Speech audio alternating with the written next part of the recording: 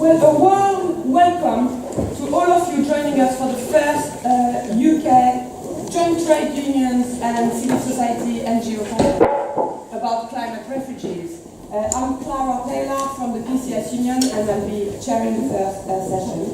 But first of all, a bit of housekeeping. You've got 4 emergency exits, 2 on this side, 2 up front.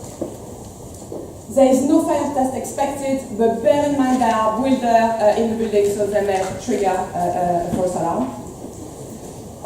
We've got toilet facilities on both sides, and the disabled toilets are through those doors. Also, from the side doors, you will get access to the meeting rooms later on for the workshops. So 5 and 6 are on this side of the room, 8 and 9 are on this side. Today we will be using the hashtag #ClimateRefugees. It should be coming up above my head. So please make sure you tweet and report from this conference so we can share it with as many people as possible. And also we'll ask you, if you haven't signed up for the workshop, please make sure you do so before lunchtime. Well, I think this conference couldn't be more timely. We've got a growing planetary crisis for which neither government or the UN has an adequate response. The governments in the UK have taken the shameful decision to abandon commitments to welcome 3,000 child migrants. And we've seen Trump's terrifying attempts to ban Muslims from 7 countries entering the US. So today we've got a great platform of speakers to tackle these issues, from the climate science community, trade unions, Friends of the Earth, NGOs, and I hope this day is very productive. But first of all, we would like to pay a brief tribute to our late comrade, Ken Montague, who was leading this conference organizing groups while he sadly passed away after a short illness. And I'd like to invite Suzanne Jeffery to say a few words on our behalf. Thank you, Clara. Can everybody hear me? Everyone okay? Great. So this conference was the idea of Ken Montague, and how pleased he would have been to see this absolutely fantastic turnout. This time last year, Ken was in Paris alongside tens of thousands of climate activists from across the world. He was there demonstrating for climate justice despite the ban that had been imposed by the French government. Ken came back from those protests invigorated by the movement that he'd seen on the streets of Paris and full of optimism and determination to build a more successful movement despite the challenges that we clearly face on the climate issue.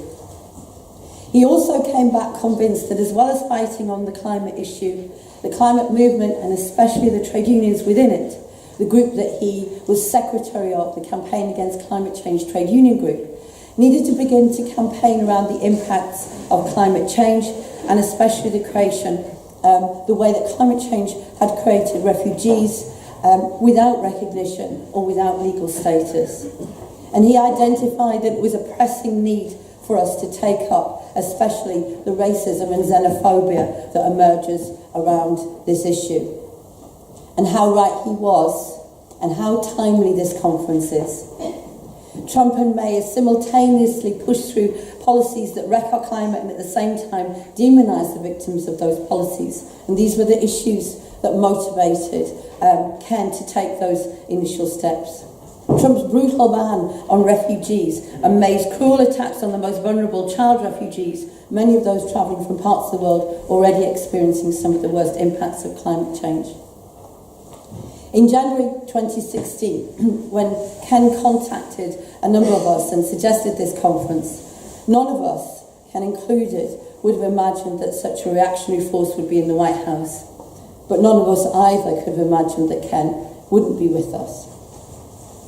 We've lost a great climate campaigner, a lifelong socialist who was secretary of the trade union group, and who contributed so much to the work of that group in the last few years, especially our 1 Million Climate Jobs campaign.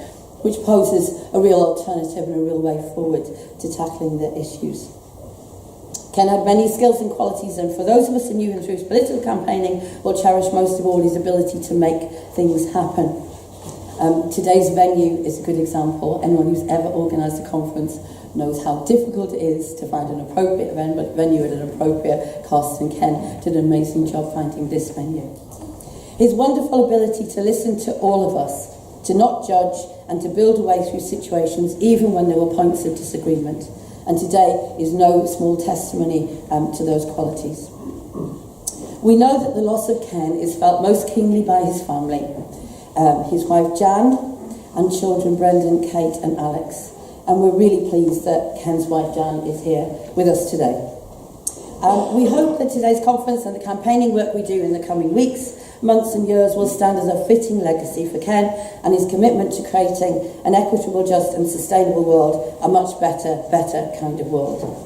And I'd like to finish by asking us all just to take a minute to remember Ken and to celebrate Ken's life and contribution to the movement with applause and with the sound of hope and optimism which Ken brought to most situations, and fortunately that we've seen in spades in the wonderful protests of the last few weeks. So I'd like you to join me.